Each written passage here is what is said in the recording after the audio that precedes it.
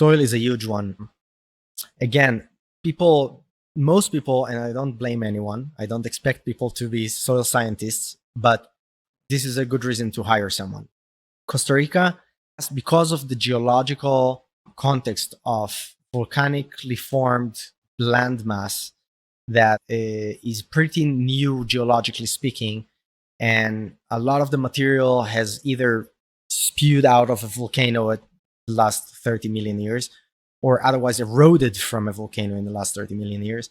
There are a lot of soils that are unstable, specifically silt. If you want to get to the nitty gritty, silt soils, there are whole regions of the country that are mountains of silt soil. What is that? Silt. Silt. Uh-huh. Yeah. In the triangle of soils, there is clay, sand, and silt. These are the three grain size constituents of soil.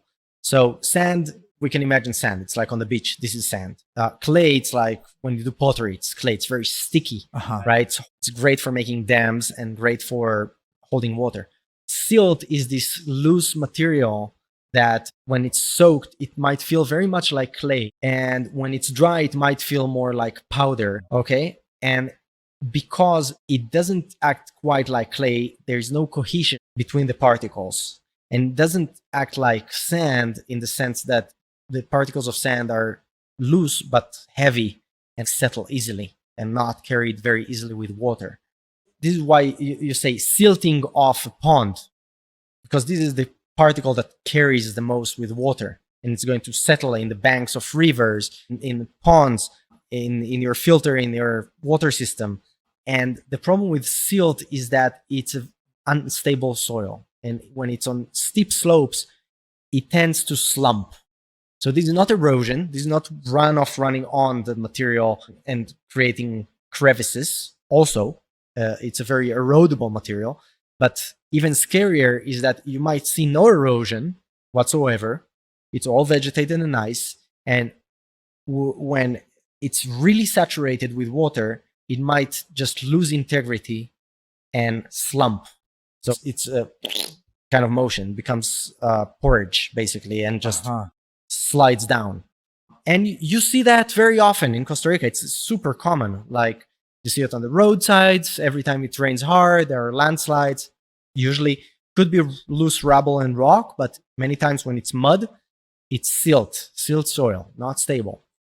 Building on lands that are very steep, which is very common because we're in a very mountainous country, that are very silty, you already have a slope and it's kind of unstable by itself, and you're adding more weight on it by building, you're creating a hazard. Because when it gets saturated, it just wants to do that.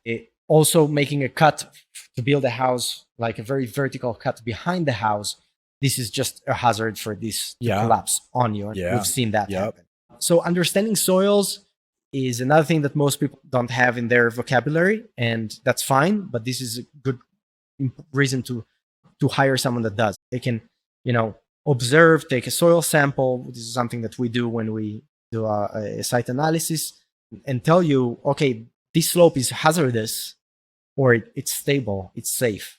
And there are certain regions that I can tell you even before going there that don't buy there. It's just this whole region has been declared a life-threatening zone by the government of Costa Rica, which don't tend to spend much efforts and time on declaring stuff like that. But if that area has been declared as a geological fault or a instability, you really shouldn't be building on unstable soil, because it's just a disaster waiting to happen. And unfortunately, every year we hear of some terrible collapse of some development. This year it was in Punta Leona. Punta Leona is north of Jaco, one of the oldest fancy villas on the shoreline, on a cliff, and the whole seafront collapsed, like 7 villas or something. Wow. And everything. Just because of that, exactly that kind of situation, building on unstable soil.